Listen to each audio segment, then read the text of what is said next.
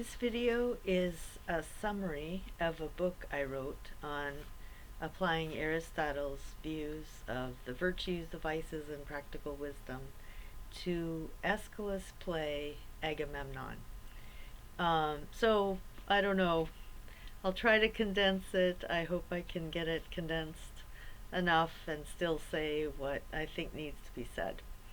So Aeschylus was writing when Athenian democracy was young and when people believed in it, and Aeschylus is clearly optimistic about his capacity to educate the public to become citizens who are self-critical, self-governing, and have the character traits necessary to develop and maintain a truly free society, which is a society of self-sufficient citizens. Citizens who will think critically, who will exercise self-control in their personal life, in their social lives, in their political lives, who will act for the sake of the good of the city and not for their own personal good at the expense of the city, and will therefore create a stable society without any need for authoritarian leadership. And the example of the chorus in this play are a group of citizens who exercise all of those virtues necessary to maintain a free and open society. The very fact that they could develop those virtues in a society that's not only a monarchy, but also a corrupt one, means that the Athenians have no excuses for not developing these virtues, because they have many more opportunities to rule and be ruled in turn than the citizens in Agamemnon's Aeschylus did.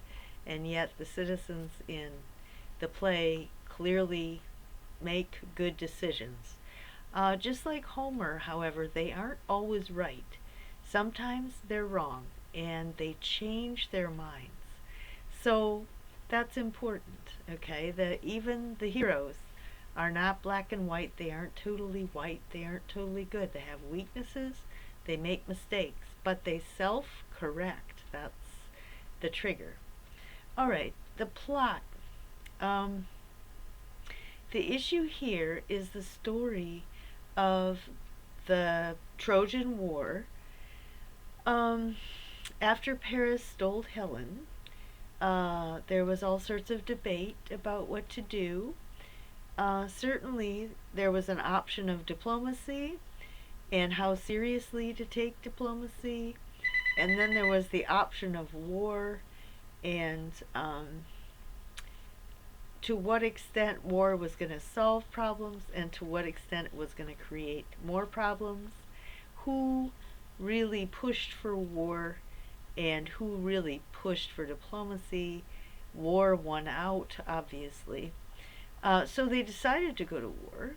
Then the troops were all gathered, and then the winds wouldn't blow. So this is a reminder that human life is vulnerable and dependent on Artemis, Poseidon, Demeter, all sorts of natural, purely natural limitations, which I talked about in the Homer section on Homer. So the winds wouldn't blow. The troops are not only restive, ready to get to war, but also they're starving. They're running out of food. So one soldier went and shot a deer on Artemis's sacred turf, and Artemis is taking revenge by not letting the winds blow. So she demands, supposedly, the seers, the religious leaders, claim that Agamemnon has to kill his oldest daughter as a sacrifice to Artemis before she'll let the winds blow. All right, so psychologically, what is this about? It's about people in the public sphere, people with power, good people and bad people, just people and unjust people, spend too much of their time away from home. And often it's the oldest child, Iphigenia was the oldest, that gets psychologically wounded because they end up feeling they have to take the place of the parent that's gone and resenting that. Also, the spouse, which of course in a patriarchy is usually the wife, doesn't have to be, starts to resent the fact that the parent is never home and the children are becoming crippled psychologically, they're being neglected. So, this is part of the human condition, but the story, the way Aeschylus tells it, is that Agamemnon's mistake was not to kill Iphigenia, that was bad enough, but he did it in the wrong way. He was heartless, and he felt like he had to show the Achaeans that he was a tough guy and that he was totally dedicated to the city and he would do anything. And he went up there and just slaughtered his daughter and didn't look back. And he was mistaken. That was a mistake in judgment about good leadership. People don't, they want to know that you're willing to do your public duty and you will make sacrifices. You won't be home as much as the average Joe can be. But they do not want to think that their leader is heartless, that he's a monster, that he's gone too far. So it was that question, that whole issue of finding the mean between extremes, hitting the mark. So Agamemnon missed the mark. He went too far. He was too heartless. And in the play, Clytemnestra talks about that. He slaughtered her. He did it without remorse. And it's just triggered her desire for revenge. Certainly she was going to grieve, and she might have been angry, but because he went so far, she plotted to kill him when he got home. Now the chorus also tells Agamemnon that they too were completely appalled by how heartless he was. So in that respect, Clytemnestra is correct. They both judge Agamemnon as having missed the mark because he went too far. He was too heartless. But the play, so that particular part of the plot implies that the goal is not to refuse to take on public duties, but the ideal is simply to live an examined life. First of all, talk to your spouse. Don't say, I don't want to think about it. You take care of it. I'm too busy. Apologize to the spouse. Apologize to the children. Find a way to call them up at lunchtime. Call them up when they get home from school. Of course, we have technology now, the Greeks. But the idea is you can find a way to connect with them so that they know that you care about them and that you wish you could be with them. It's not it's not inevitable that you're going to fail at being a parent if you have public responsibilities. But it is inevitable that you're going to have to think about it and be proactive because the problem is not going to take care of itself. It is going to be a problem. So you just have to deal with it. Okay, so the message is not fatalism. Oh, it's fate, or it's human mortality, or it's the human condition. No, it's looking at the human condition and finding a way to be active and to respond and to exercise practical wisdom. All right, so the context of this was tragedies were presented at the religious festival and the public saw the tragedies. So it's a very important part of public education. And Aeschylus is very much into trying to educate the public. One major issue is he is also trying to link reason and faith. So especially in the case where every character calls upon Zeus, the god of justice. Every character claims that they're doing what is just. And of course, they're not. The chorus is almost always doing what's just, but the chorus doesn't claim that they're acting in the name of Zeus. Only at the end does the chorus start to think about the patterns, what they've observed, and then make some conclusions about Zeus. But in the beginning, the chorus has basically a crisis of faith. They don't know if there's any Zeus anywhere. They don't know if there's any justice anywhere. They're living in a situation that's completely unjust, and the truth is completely overturned. And so they don't think this is Zeus's will, but they have no idea what's going on, and they admit it. So the chorus is the only group of people that admit they don't know. The other ones all claim to be acting for Zeus, and they're all wrong. So Aeschylus is trying to educate people about delusions and mistakes people make, thinking they're just and they're not just, overreacting and calling it justice. So, and that's the kind of perception citizens have to have. They've got to learn these lessons, or they're not going to be able to guide their society. Okay, so this section of the video is just going to talk about the different characters and their relationships with each other, but with an emphasis on their interaction with the chorus and how the chorus deals with each character. So the other characters all make mistakes, and the chorus, for the most part, represents the correct judgment to make in this kind of situation. All right, so the very beginning, there's a watchman, and it's been 10 years since the ships left for Troy. The city of Argos is suffering. Some people are just totally rebellious and undermining the city.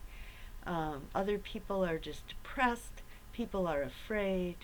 People are seeking. They want their leader back. They live in a monarchy, so they always want a leader. It's their habit. And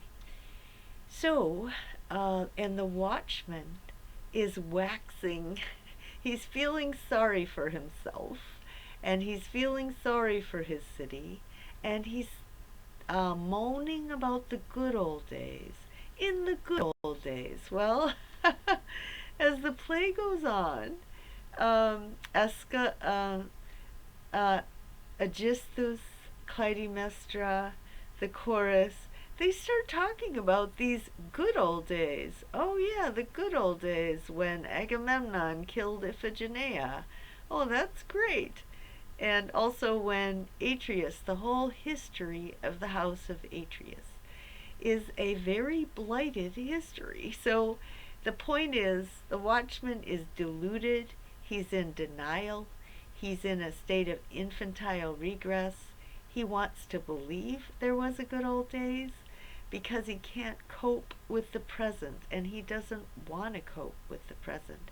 He thinks somehow if Agamemnon gets back, life will become simpler and easier, which of course is a completely oversimplified view, and it's very typical of arrested development, the people being unwilling to actually just face the complexities and difficulties of life and proactively address them and keep moving forward, not reverting back to the desire for some good old days.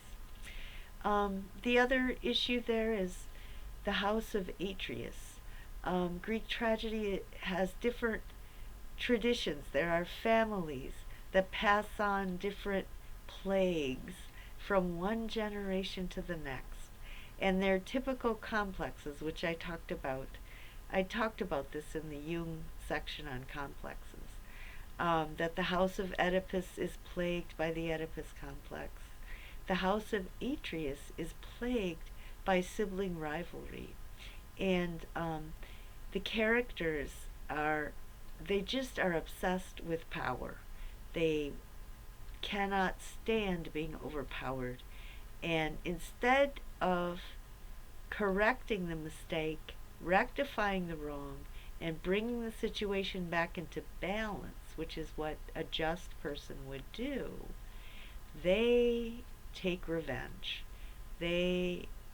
One killing leads to another killing. And it's just, the bloodletting never ends. So Atreus took revenge on his brother. Okay, Atreus' brother, Theseus, tried to overpower his brother, married his wife, or took his wife and tried to take over the throne. Atreus kicked him out, then invited him back, then served his children to him for dinner. And then, of course, Theseus, he allowed one of his children to stay alive, so Theseus and Aegisthus were ostracized. Well, now Agamemnon is gone, and Aegisthus has come back.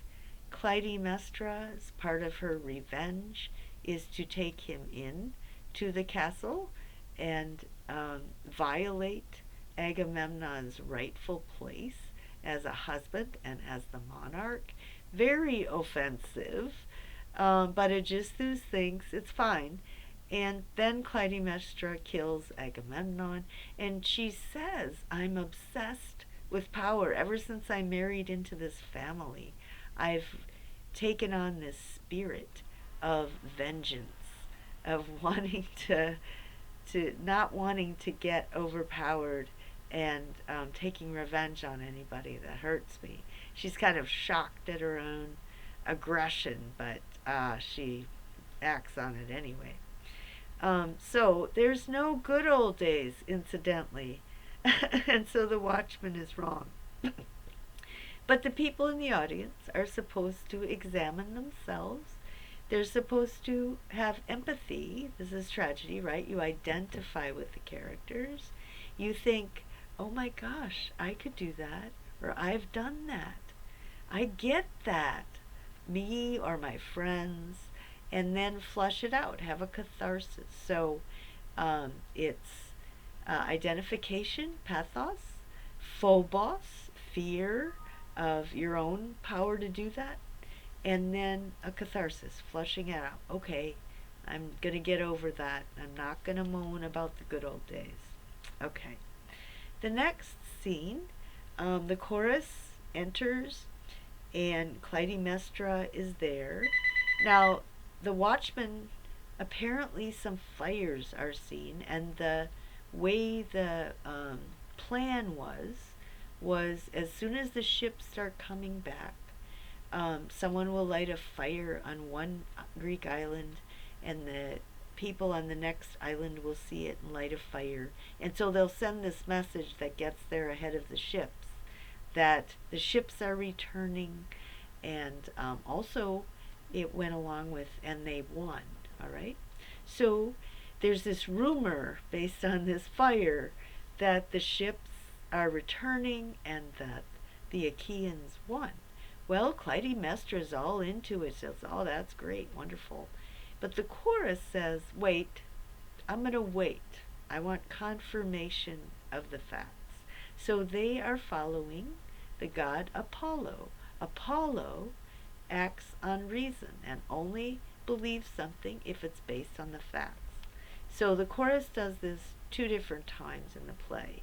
When there's a rumor that Clytemnestra has actually stabbed Agamemnon to death, other people are freaking out, and the chorus is saying, wait, I'm going to wait until I know for sure.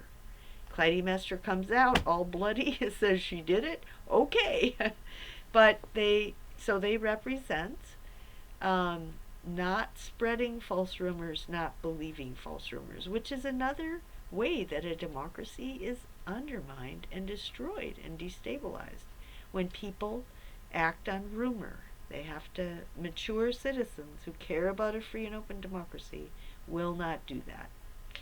Okay, the next issue was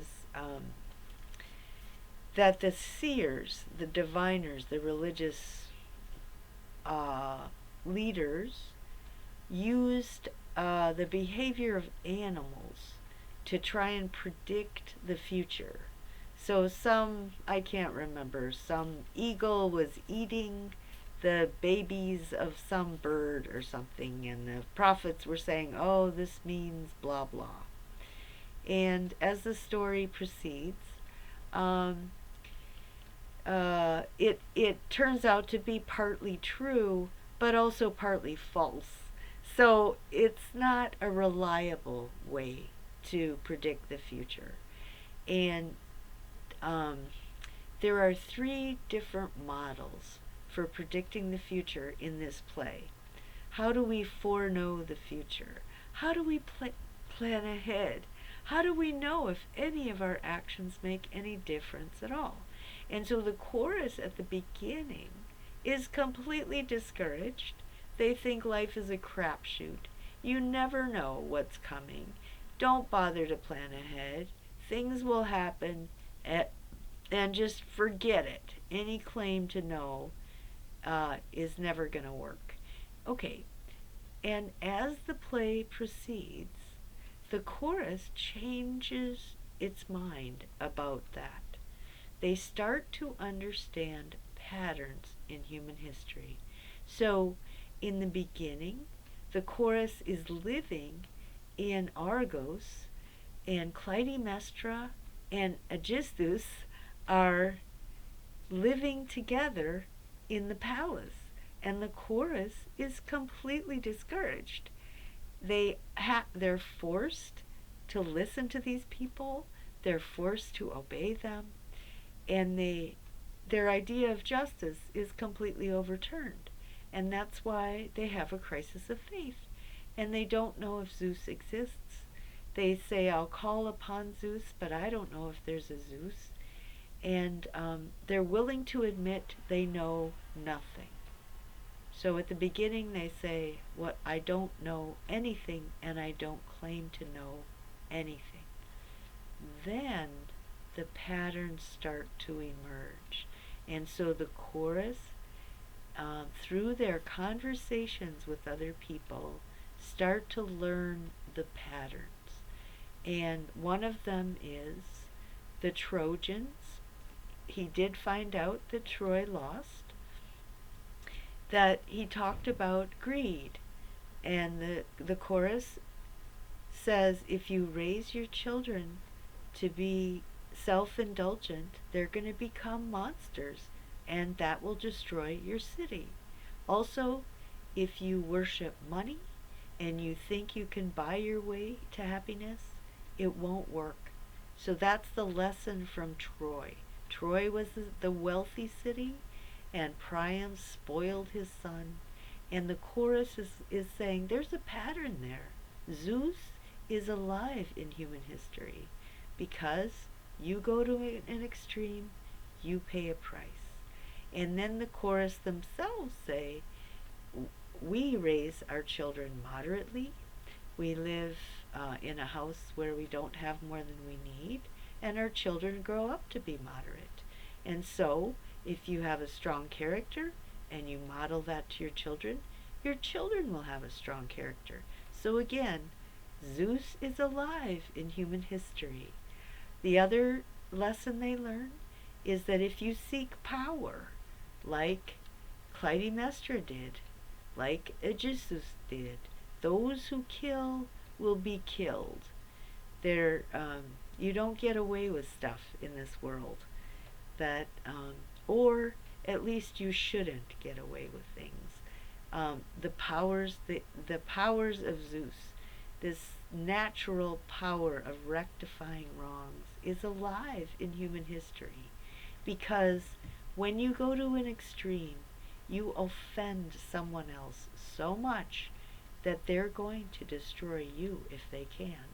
And then, if they go to an extreme, they're going to get destroyed. So, acting moderately in relationships to power, bringing an injustice back to an equilibrium rather than overreacting, is another pattern in human history. The way Zeus works himself out, weaves himself through history.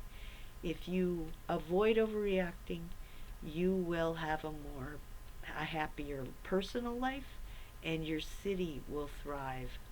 Otherwise, your city will be destroyed, and you will be destroyed. So gradually the chorus learns, and there is a model of natural justice against which any city and any person can be evaluated as more or less just.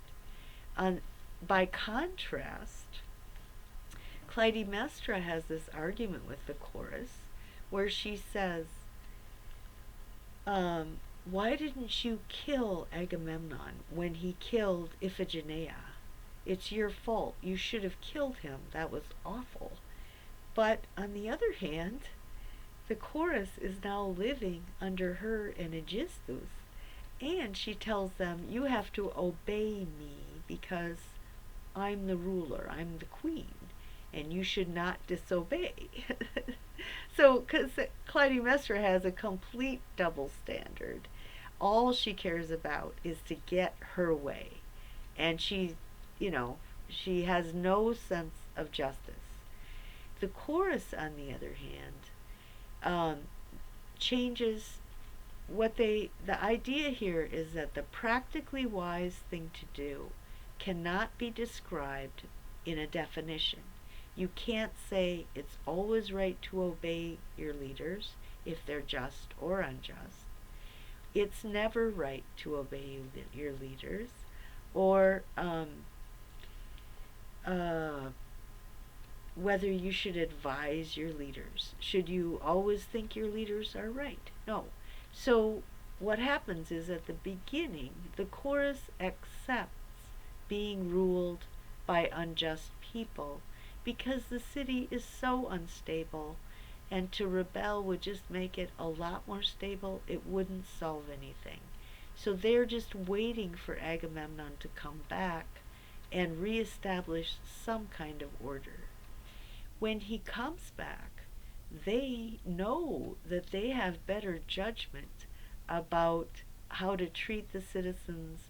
They know what's going on better than Agamemnon does, and they want to be his advisor.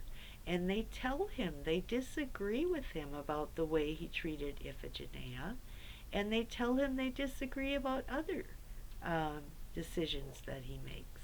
So they have a dialogue with him, which includes respecting the fact that he's the king. They're not going to try to overpower him, but not respecting his opinions if they're wrong. He's not right just because he's the monarch. Okay, and then after Agamemnon's killed, Aegisthus takes over, and that's when the chorus decides to engage in nonviolent civil disobedience. They really get rebellious, and Aegisthus threatens to imprison them or ostracize them, and they say, we don't care, you're still wrong, and they condemn him and risk their well-being. So they exercise moral courage, and they are still waiting for Orestes, but now they're much more rebellious than they were when Clytemnestra and Aegisthus were in power, but they were waiting for Agamemnon. Now that Agamemnon is not going to come, they're still waiting for Orestes, but they're going to be a lot more difficult. They're not going to obey as well. Okay, so the next thing is a herald comes, a soldier who was on the boat. I can't remember if his boat was ahead of Agamemnon's boat, or if he was sent ahead to announce the coming of Agamemnon. And anyway, so he comes, and he and the chorus have a conversation. And he says, we won. And the chorus says, okay, now we have confirmation of the facts. Now you've told me something I don't know, and I'm glad to be informed. Um, and then the herald talks about how Agamemnon is the absolute greatest. He's the most powerful guy. He's our hero, blah, blah, blah. The gods have spoken. We're the winners. The gods are on our side, blah, blah, blah. And then he says, well, people were getting kind of restive over there. Some of them thought, how come all my friends who are faithful to their wives, why do they have to die for the sake of this unfaithful woman? But we won, so no problem. He didn't want to talk about anything negative. The chorus kind of poked him and prodded him. They wanted to know a little bit more what the heck went on. There was a sack of Troy at the end, but hey, it's all over now. Let's not talk about it. So they have a conversation about patriotism. And the herald says, I love my country, and especially now because we've been confirmed as the best. And the chorus says, well, I love my country too. But the chorus is not that blindly obedient. They don't worship Agamemnon, and they don't think that all of the decisions about the conduct of the war, the killing of Iphigenia, they're willing to disagree with a lot of the decisions that are made. So you have these two different models of what it means to be patriotic. One of them is blind obedience. One of them is critical self-examination and critical examination of one's leaders, forcing them to be transparent, forcing them to render an account of what they do, disagreeing with them, asking them to change, putting them on the same level of reasoning. We can all reason together. Just because you're the monarch doesn't mean you should exercise power in any way other than what reason requires, and we're all capable of reasoning and agreeing on that. Okay, so that was the two paradigms for what it means to be patriotic.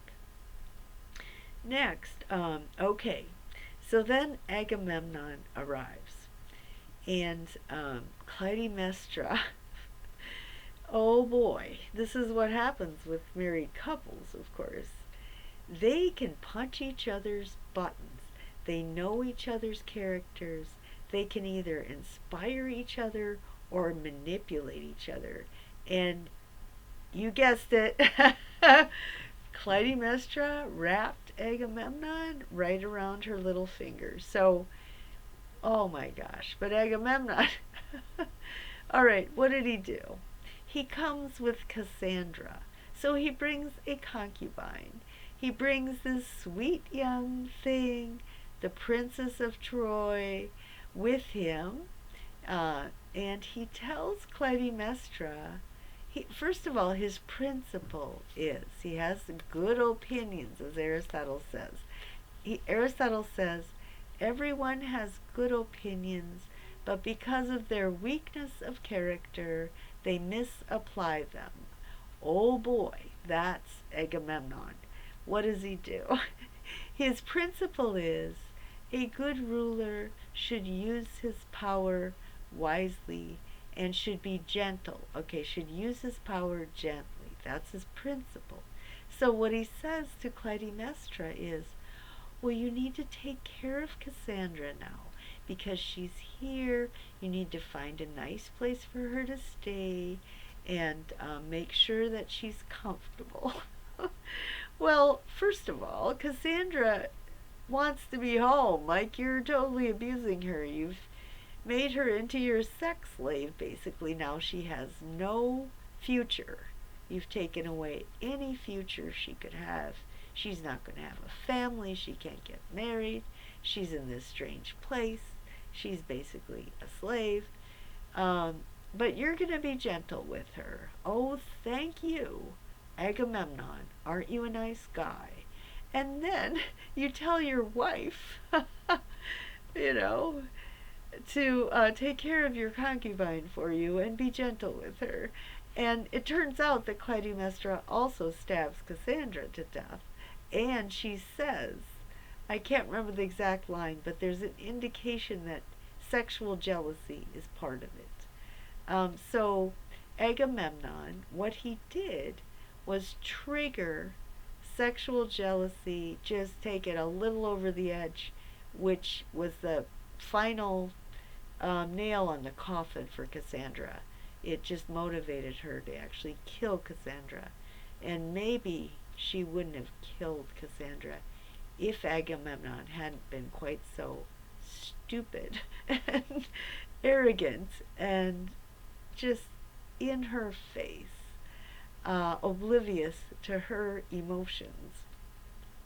And this is after, he does this after she gives this huge long speech about, oh, I cried for 10 years. I cried every night.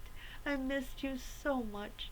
You are my prince. I can't possibly live without you. And I would hear these rumors that something went wrong, and I would just weep and weep. Or I would hear these rumors that things were going well, and blah, blah, blah. Okay.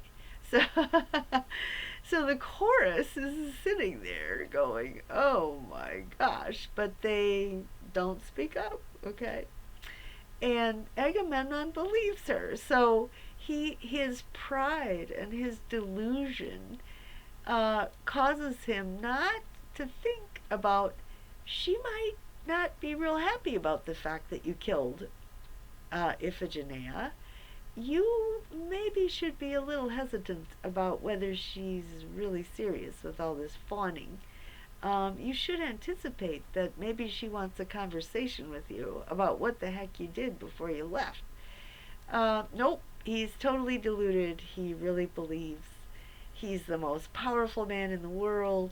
He won, blah, blah. Okay. Well, then Clytemnestra wants him to walk on um, purple robes, okay? Well, you're not supposed to do that. The purple robes are for the gods. You're not a god. So um, this would be considered overstepping the bounds, all right? And Agamemnon at first says, no, no, I don't want to walk on robes. I'm not God. But Clytemnestra punches his buttons once again, because she wants the public to see him walking on these robes, and the public to think, well, maybe he was too full of himself. Maybe Clytemnestra did the right thing, right?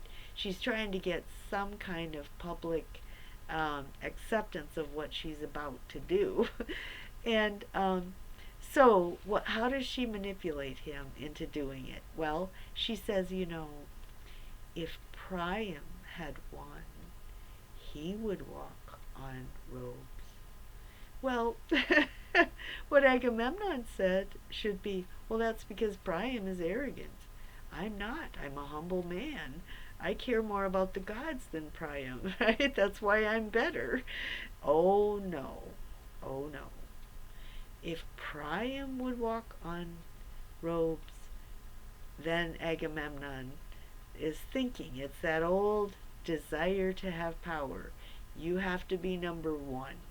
You can't let somebody overpower you. You can't let somebody be above you. So, okay, if Priam would walk on robes, I'll walk on robes, right?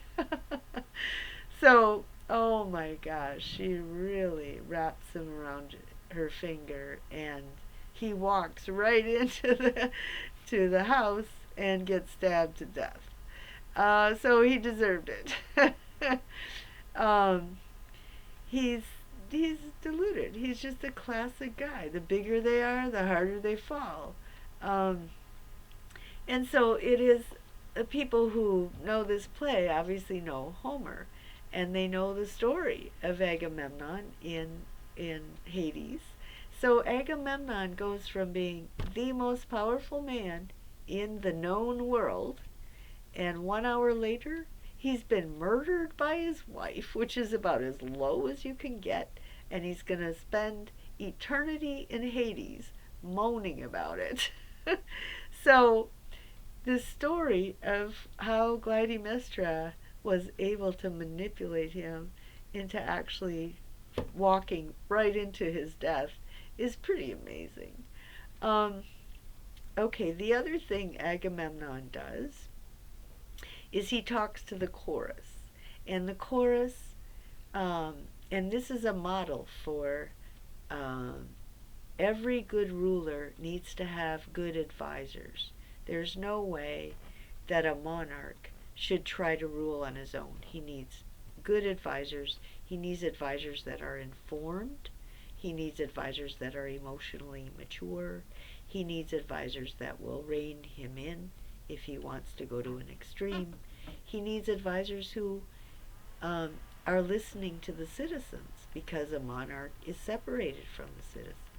So this is the kind of conversation the chorus has with Agamemnon. So the chorus has accepted Clytemnestra's unjust authority, but now they're speaking to Agamemnon. This is what they've set their goal on, becoming an advisor to Agamemnon, and that's how to make the city. Actually, the watchman said, "We want redemption from distress." And this is the chorus's plan for how to get Argos redemption from distress, is for them to be advisors to Agamemnon.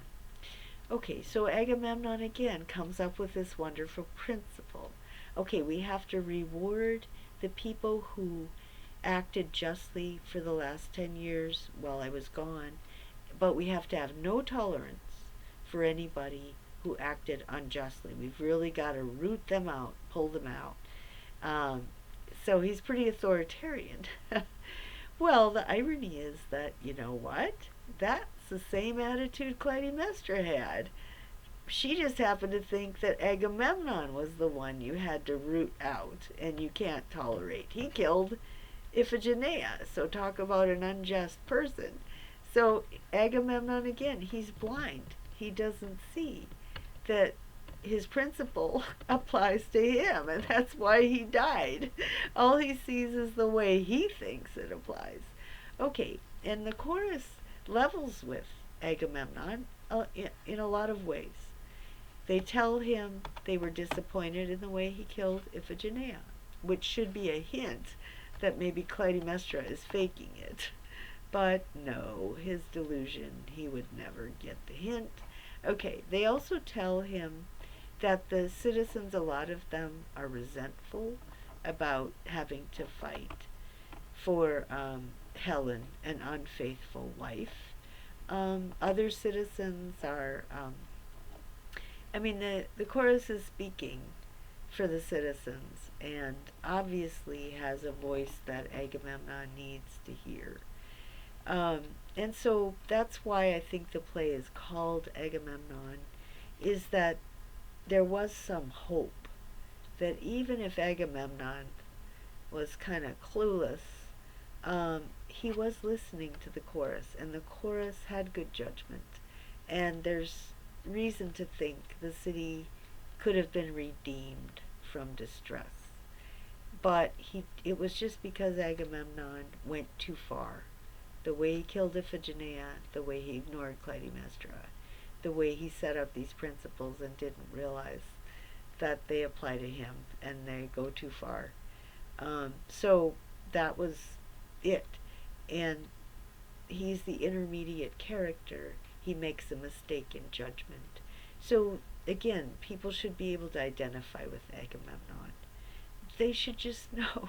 They really should think, okay, if I were the most powerful person, or if I get a big promotion and I'm put in a position where I can understand that I would become proud, that I would become deluded, that I would become blind. I can understand that. So they need to identify with Agamemnon. My wife could manipulate, or my spouse could punch my buttons. I have to be more careful. I have to think that maybe I have hurt my spouse, and that my spouse doesn't worship me and shouldn't worship me, right? I have to think about these things so that I don't make the mistakes Agamemnon makes. So I think the characters are presented. I mean, it's easy for us to go, Agamemnon, you just are clueless. But what really, you have to try to identify with these characters. And if you really do, you find some occasion in your own life where you were given public recognition and you understand that way your pride can blow up and you can make these kind of mistakes. And then realize, oh, there was such a cost. It wasn't worth it. So you live a more examined life. And it's very important that in the critical moment you do it. Someone might spend their life thinking, okay, I don't want to be proud. I get it. But in the critical moment, in that particular moment, there was some exception, there was something you let go, and bang, you make a mistake. So I think that's what they're getting at. Try to identify with Agamemnon. Try to get it. And again, he's trying to educate people who are in positions of authority, who are worshipped by people like the herald, who are resented by other people because of things they did wrong or things they had to do, because in positions of power that happens. They're loved, they're hated, and they just need to know that and figure out how to maneuver. Okay, so the paradigm of the good citizen as an advisor for leaders. Okay, then the next one was, oh yeah, all right. So Clytemnestra leaves, and Cassandra is there with the chorus. All right, now in the first conversation the chorus had with Clytemnestra, they made some very misogynist remarks. Women are all off the wall, women are blah, blah, blah, whatever. I can't even remember what they said, but clearly anti-women. Okay, so they're left alone with Cassandra. Cassandra is going crazy because she knows what's going to happen to her. And Clytemnestra says, she's some kind of an animal. I'm getting out of here. I don't want to talk to her. Okay, and then the chorus says, wait a sec. I think we should listen to her. She's not, she's got something on her mind. So they're willing to listen, okay? They want to be listened to by Agamemnon, and they're willing to listen. So it's this emphasis on dialogue. That's very important for the cultivation of wisdom, dialogue. Okay, so Cassandra tells her story.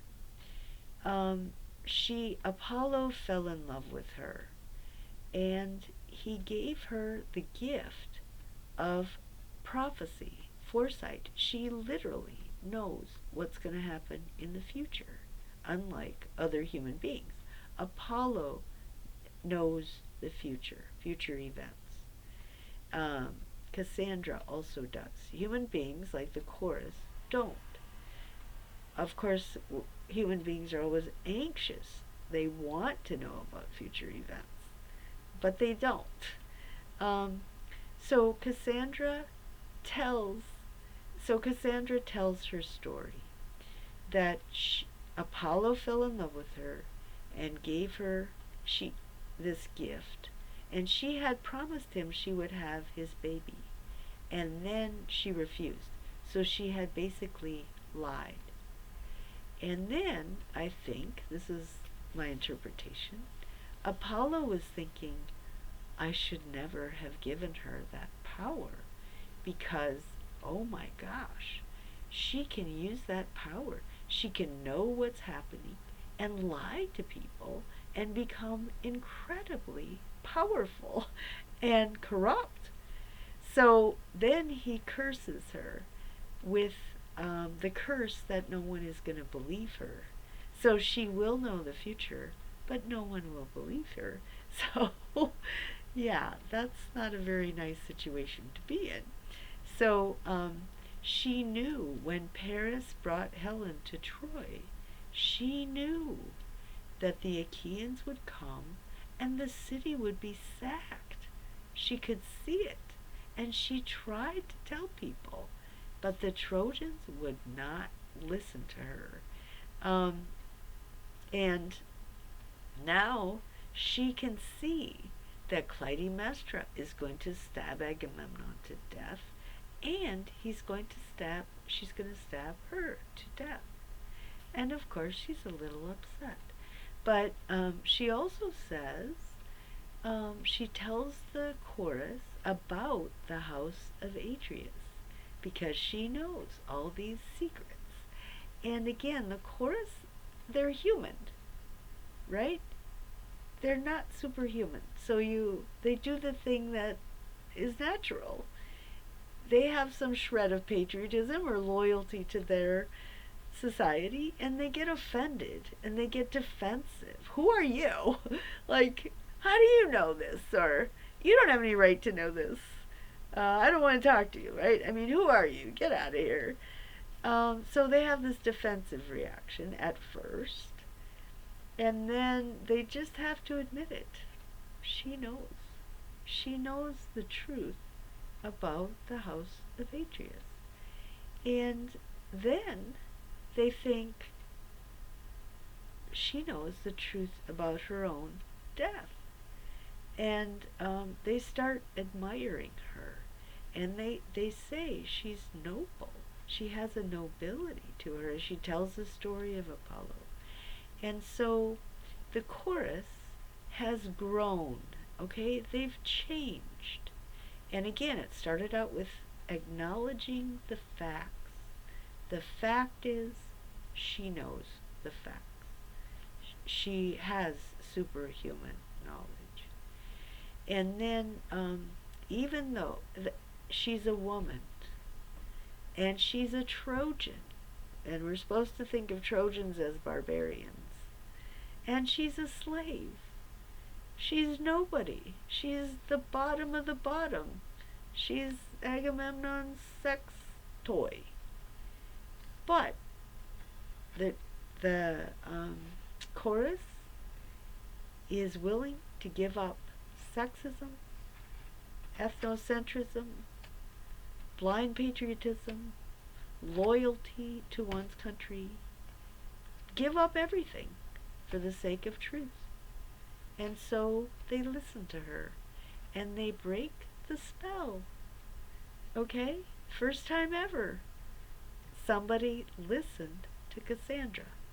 So the curse of Apollo is just the curse of whenever human beings are possessed by irrational desires, they refuse to accept the most likely prediction of their behavior and the consequences of their behavior.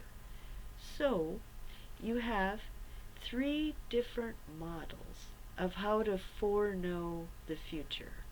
There were the seers who used accidental behavior of animals to try and predict the future, plus they got it partly right and partly wrong. I mean, the model is clearly iffy. Don't go there. It's anti-intellectual. It's blind faith. It's separating off these claims or desires to know the will of the gods from the use of your reason. If there's a god of reason, Apollo, he wants you to use your reason. If there's a god of justice, Zeus, he wants you to figure out what's naturally just and to act on the basis of it. Okay, so the chorus they reject the seer's method, and they don't have the powers that Cassandra has. They're not superhuman, but they have this power of recognizing patterns, recognizing that if you seek greed and if you spoil your kids, you're going to raise monsters and you're going to end up destroying yourself. So, the average Joe chorus member can predict the future, the likely consequences. They don't need Cassandra's literal foreknowledge. They have enough just by our human ability to recognize patterns. We can know how to act in a way that is most likely to lead to a flourishing society and to avoid the ways that are more likely to lead to collapse. And again, this is the main lesson Aeschylus wants to be teaching the citizens of Athens so that they will avoid greed, avoid excess pride, avoid power, desire to overpower your enemy, tell him who's boss, because those are the behaviors that are most likely to lead to disaster. And the chorus says, those who kill will be killed. So the play is giving you this model that no, we don't literally know the future the way Cassandra did, but you know what?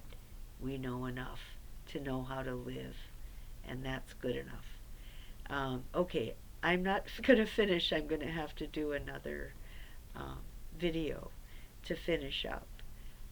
In the next one, I'm going to take Aristotle's virtues and show how the characters, especially the chorus, actually embody those virtues, and I'll summarize tragedy again.